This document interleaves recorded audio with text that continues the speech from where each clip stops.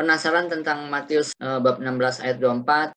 Lalu Yesus berkata kepada murid-muridnya, setiap orang yang mau mengikut aku, ia harus menyangkal dirinya, memikul salibnya, dan mengikut aku. Yang dimaksudkan penyangkalan diri di sini apa?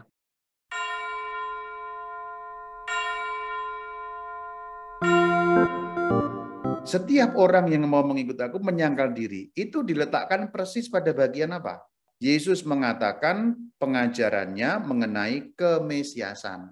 Sebelumnya, Petrus itu mengatakan, engkau adalah Mesias. Pasal 16 ayat 16. Jawab Simon Petrus, engkau adalah Mesias. Tapi dalam pikirannya sendiri. Ya, perhatikan ayat 21, baca masing-masing bahwa Mesias itu dibunuh, dibangkitkan.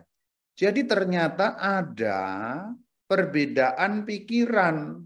Itu ditegaskan di dalam 23, perhatikan ayat 23. Engkau bukan memikirkan apa yang dipikirkan Allah, melainkan apa yang dipikirkan manusia. Nah, itu. Jadi penyangkalan diri dalam konteks Matius ini berkaitan dengan apa yang dipikirkan Allah dan apa yang dipikirkan manusia. Kamu punya pikiran sendiri, padahal maksud Allah bukan demikian. Jadi sangkalah pikiranmu sendiri itu. Nah, konteksnya demikian kalau mau dikatakan. Jadi menyangkal diri dalam hal ini adalah menyangkal pikiran-pikiran yang tidak sama dengan pikiran Allah. Dalam konteks para rasul, tadi Petrus mengakui Yesus adalah Mesias. Tapi pikirannya salah. Jadi sangkalah itu. Nah, itulah. Kalau kita membaca dalam konteks asli menurut Matius, diletakkan di antara pengakuan Petrus, pengajaran mengenai kemesiasan, ini kan tidak sinkron ya. Suruh menyangkal diri, lalu diakhiri dengan engkau memikirkan bukan apa yang dipikirkan Allah, melainkan yang dipikirkan manusia. Kalau dibuat renungannya, kita ini kan sering-sering mikir sesuatu yang sebenarnya bukan ajaran dari Allah yang melalui gerejanya, bahasa gampangnya.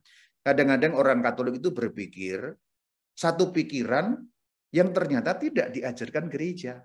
Nah, menyangkal diri dalam konteks Injil Matius, artinya kalau kamu mikir tidak sama dengan ajaran gereja, ya sangkalah. Karena pikiranmu harus benar juga, yaitu memikirkan apa yang dipikirkan Allah dalam hal ini yang diajarkan melalui gerejanya.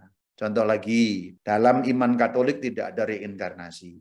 Tapi rupanya tidak sedikit orang Katolik yang percaya reinkarnasi itu ada. Berarti kan mikir sendiri. Sangkalah itu. Nah, kira-kira gitu loh. Kalau menurut Tuhan kan, kalau mau mendapatkan pengampunan itu kan harus bertobat. Bertobat dalam gereja Katolik, pengakuan dosa, sakramen tobat. Tapi tidak sedikit orang yang Katolik yang mikir, aku dosa kan bisa langsung kepada Allah. Nah, sangkalah itu.